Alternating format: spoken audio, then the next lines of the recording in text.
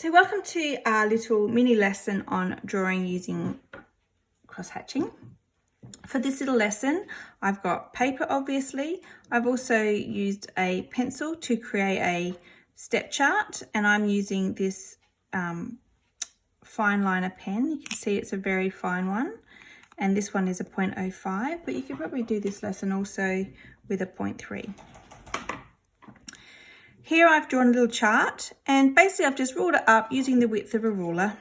Very easy.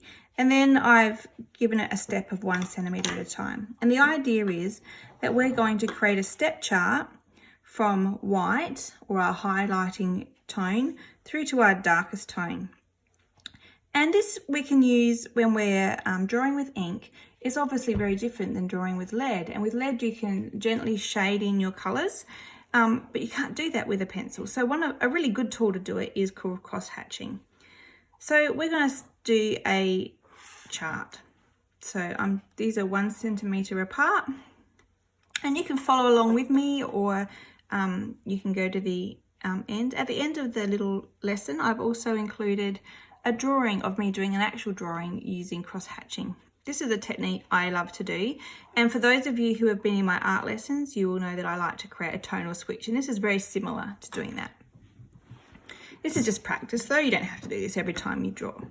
So in this little chart, my first little section is going to remain white. We're not going to put any ink in there, so that is like white. I've got an outline. When I would be drawing, sometimes I actually outline that area very faintly in pencil so that I don't draw in that whilst I'm cross-hatching. So we're going to start with our first tone, and just like with graphite drawing, we're going to add a layer of cross-hatching in each step until we get a nice tonal range. So starting at our first step, I'm just going to do the first layer of cross-hatching, and I'm just going to draw diagonal lines as much as I can. I'm trying to keep them parallel and evenly spaced. It's not crucial that they be exact, but for this exercise, as much as you can, you're trying to do that. So we're laying down our first layer of cross-hatch, and we're going to do that all the way across this chart to the very end. And this will be our first tone.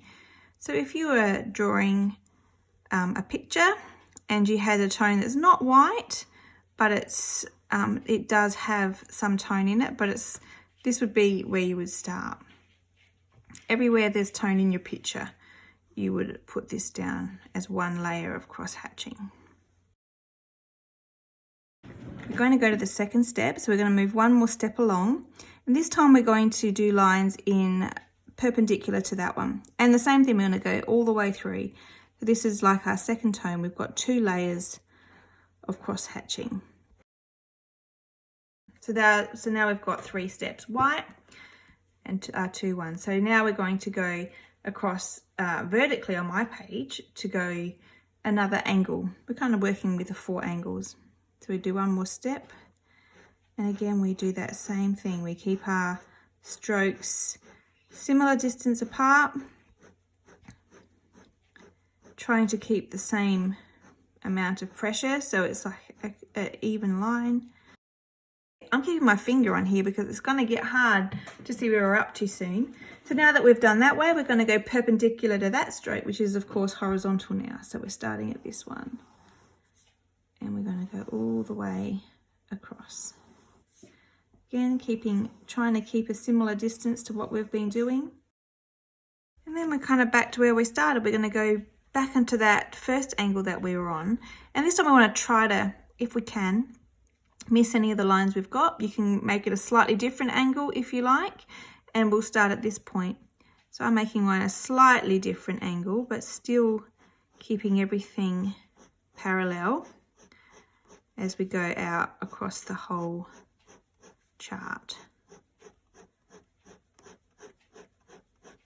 As you can see, as you do each layer of cross-hatching, you add depth to the darkness of your chart.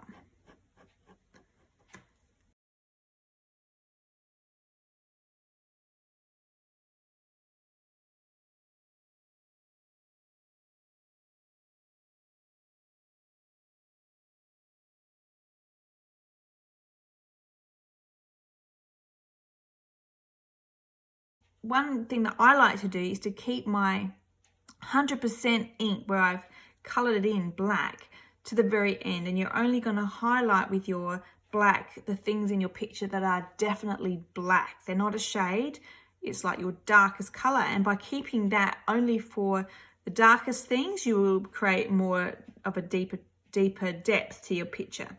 So I'm just going to put in the black at the end to show the difference. You only do this at the very end. It's not something that you do anywhere else in your picture until you're almost finished. That's when you add your darkest tone, which often is, you know, in the darkest part of the shadows,